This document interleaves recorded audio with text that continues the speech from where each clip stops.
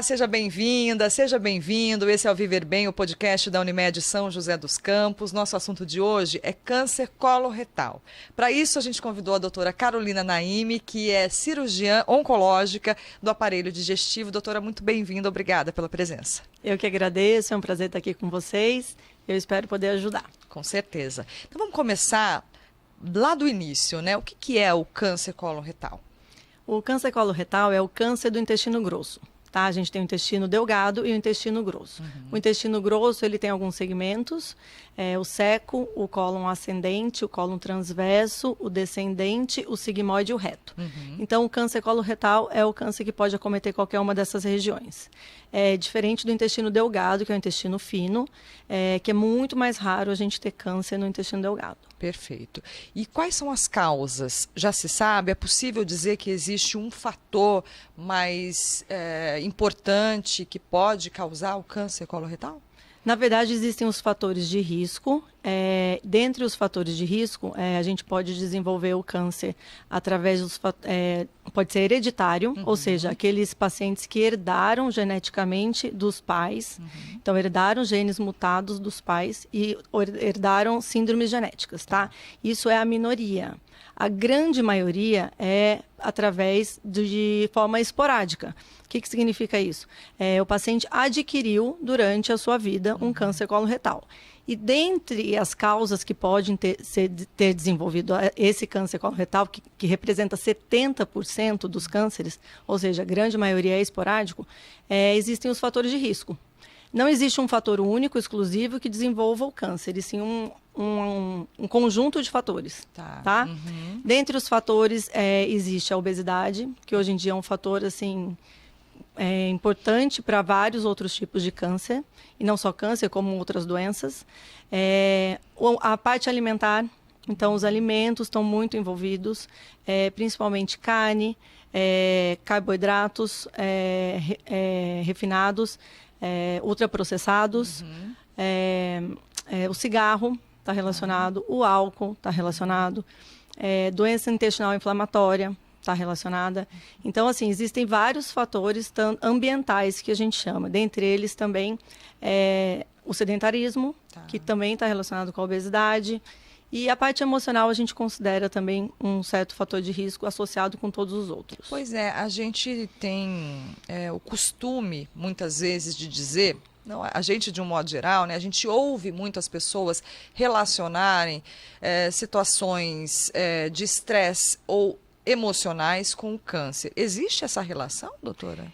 Existe, a gente não consegue comprovar através de estudos, mas a gente sabe que está relacionado com o seu fator imunológico.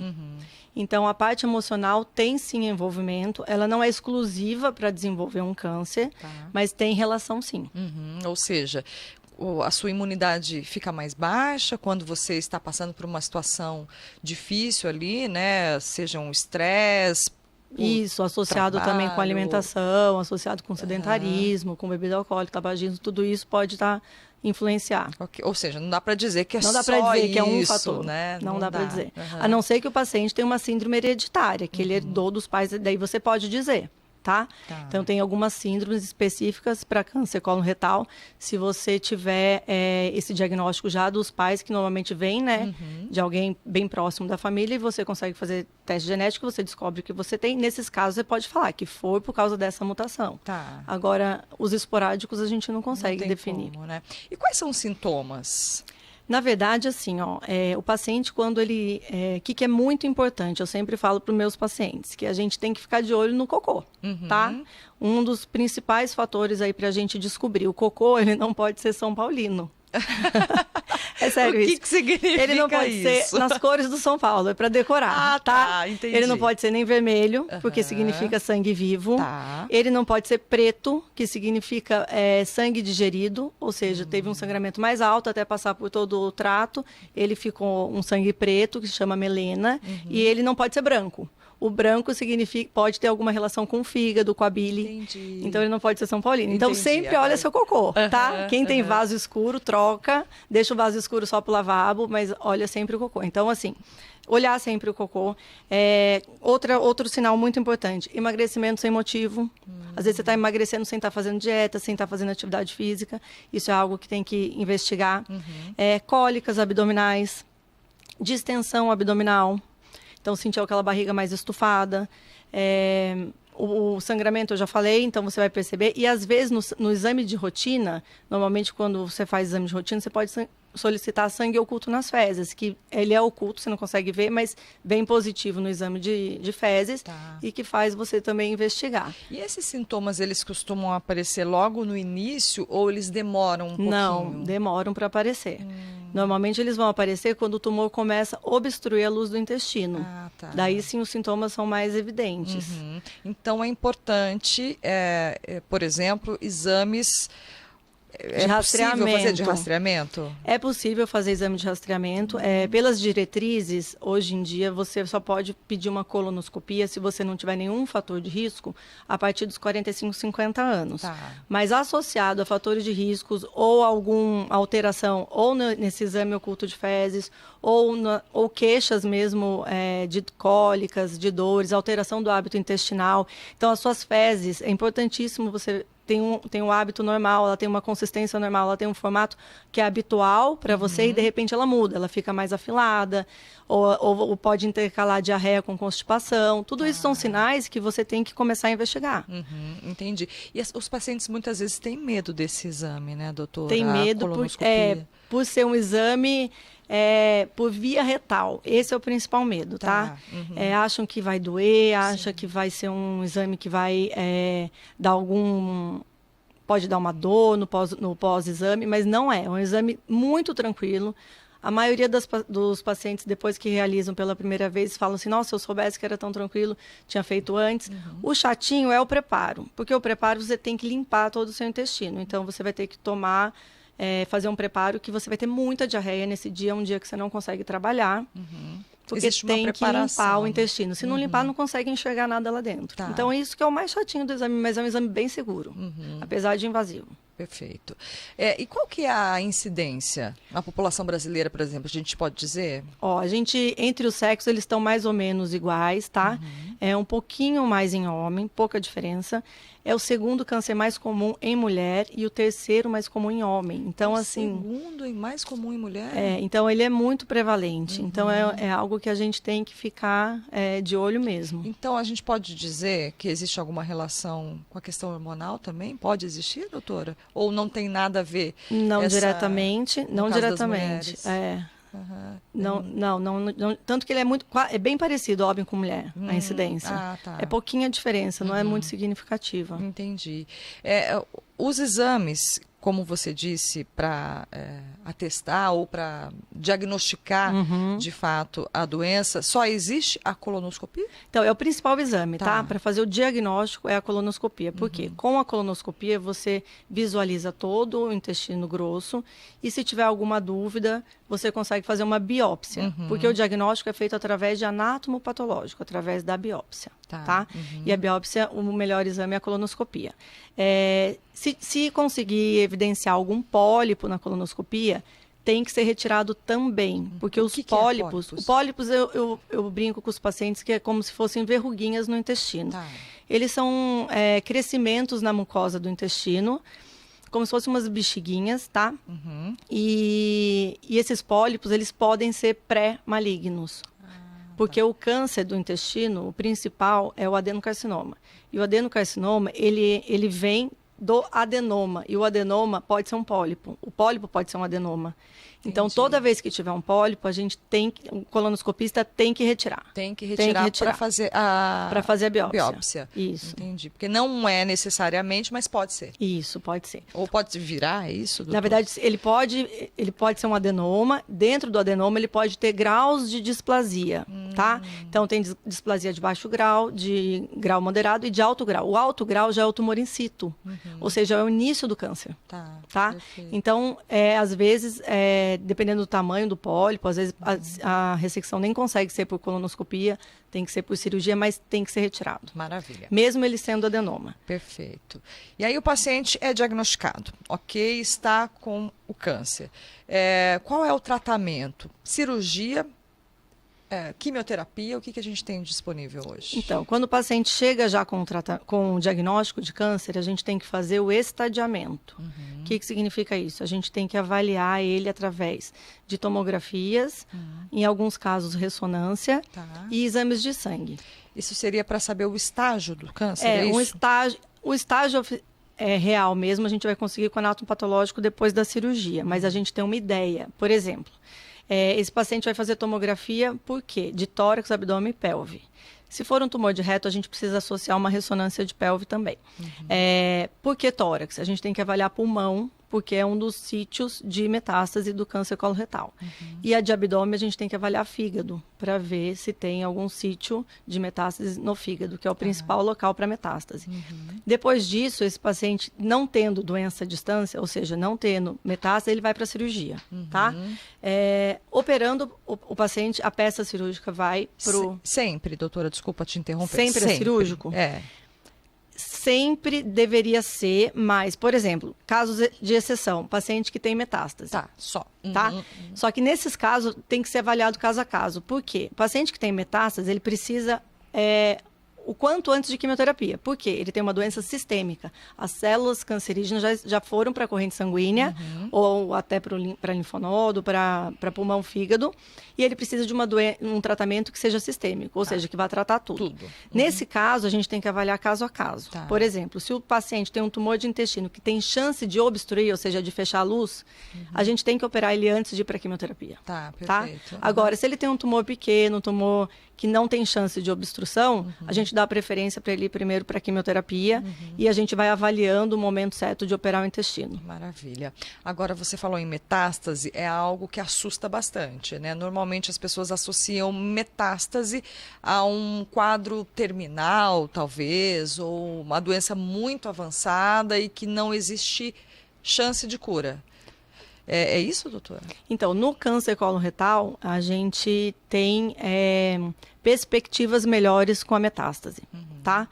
Por quê? Porque é um câncer que tem boa resposta com quimioterapia, a gente tem um leque grande de esquemas de quimioterapia, e o paciente que tem resposta, ou seja, um comportamento biológico melhor com quimioterapia, ele tem benefício para a gente também operar metástase. Também, caso a caso, tem que ser avaliado. Porque se o paciente está lotado de metástases no fígado, não tem como a gente operar. Mas o paciente com metástases localizadas tem benefício. É diferente da maioria dos outros tumores, tá? Por exemplo, o estômago com metástase no fígado, dificilmente a gente vai ter uma vontade de querer operar aquele paciente, ou pensando que ele vai ter algum benefício. Dificilmente ele vai ter. Mas no câncer coloretal, ele tem benefício. Ele tem mais tempo livre de doença se ele ficar sem doença evidente. Entendi.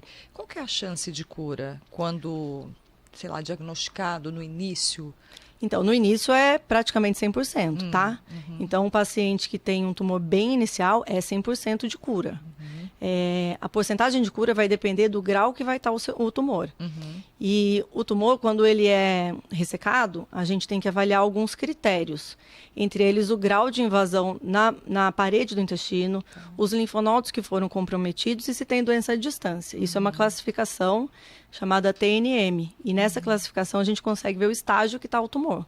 E daí sim a gente consegue avaliar grau de curabilidade. Eu acho que algo que preocupa bastante também os pacientes que são diagnosticados e que iniciam o tratamento é a necessidade da colostomia. Todo paciente vai precisar daquela bolsinha, né? Isso é super legal perguntar, porque é uma questão assim, bem prevalente no consultório. Quando o paciente consegue fazer uma programação, ou seja, uma cirurgia eletiva, são poucos os casos que vão precisar de ileostomia ou colostomia, tá? A ileostomia, o que é? É quando a gente coloca para fora o intestino delgado. É o finalzinho do intestino delgado, um pouquinho antes de começar no intestino grosso. Qual é a situação que a gente faz isso numa cirurgia eletiva? Um paciente que tem um tumor de reto baixo, tá? Então, que a gente tirou o tumor, ou seja, reto baixo, quando a gente faz a anastomose, que é a costura, lá embaixo, perto do ânus, tá?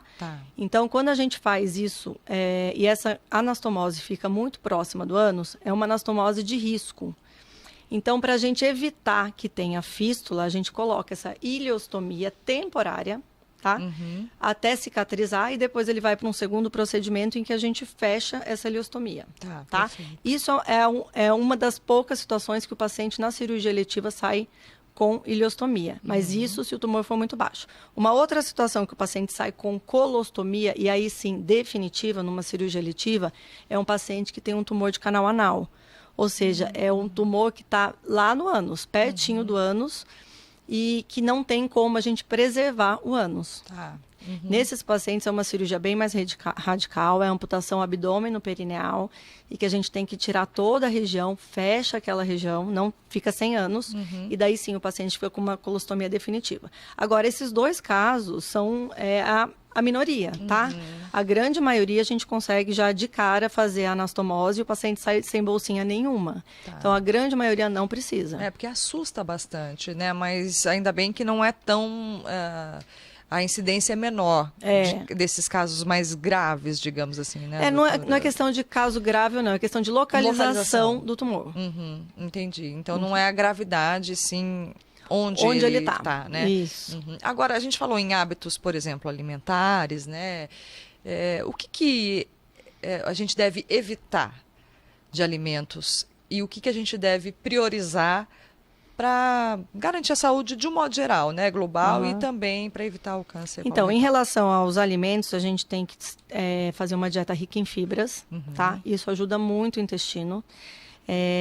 Tentar evitar muito carboidrato, açúcar e gordura, os ultraprocessados, salame, presunto. Eu falo para todos os meus pacientes em câncer em geral, tá? Tudo que é caixinha, latinha, tudo que dura no armário por muito tempo, é tudo modificado. Então, assim, procure o alimento que estrague rápido. É isso. Alimento de feira, é aquele leite que você consegue, que dura uma semana só na geladeira.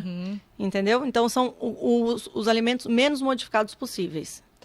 Isso para qualquer tipo de câncer, na verdade, isso ajudaria. Porque hoje em dia, a indústria alimentícia está com alimentos muito modificados. Então, assim, o glúten veio nesse boom, né? De que todo mundo está tendo intolerância, que isso, que aquilo. O glúten em si, se a gente for olhar lá atrás, do trigo mesmo, ele é um alimento bom. Mas a forma como ele está hoje, ele está muito modificado. O açúcar refinado e assim vai. Perfeito. Para a gente encerrar, nós estamos no mês de março, né, que é o mês de conscientização sobre o câncer coloretal. Então, eu gostaria de saber o que é indicado em relação à prevenção, além, claro, de manter hábitos saudáveis, prática de atividades físicas, por exemplo. O que é indicado quando a gente fala em medicina, né? Exames de rotina, o que eu posso fazer para evitar ou para prevenir? Então, em relação aos exames, você tem que ficar atenta se você tem história familiar ou se você tem algum sintoma, tá? Se você não tem nada, pelas diretrizes, é a partir de 45, 50 anos o momento de você fazer a primeira colonoscopia. Mas hoje em dia é bem raro você não ter sintoma nenhum, né? Então, assim, pode ter uma alteração de hábito intestinal. Temporário, 1 semana, 2 semanas é normal, tá? Agora, passou de 2 semanas, já tem que investigar. Então, para poder fazer uma colonoscopia, se tem história familiar, por exemplo, alguém na família teve câncer com 40 anos, tá? Então, minha mãe teve câncer com 40 anos. Eu vou ter que investigar pelo menos 10 anos antes. Entendeu? Perfeito. Então, assim, para exame é isso. Em relação aos hábitos de vida, é isso, né? Não tem jeito. Então, assim, a atividade física tem que ter, tentar evitar a obesidade, se tiver, tem que correr atrás, os alimentos e a mente. Perfeito. Tem que estar com a mente sempre positiva, procurando equilibrar aí o estresse, né? E é isso, não tem muita receita de bolo. Maravilha, então. Doutora, muito obrigada, viu, pela presença, pela participação aqui com a gente. Valeu mesmo. Eu que agradeço e estou à disposição. Maravilha, até a próxima, então. Até. Para você que nos acompanhou até aqui, um abraço, muito obrigada pela companhia e até a próxima.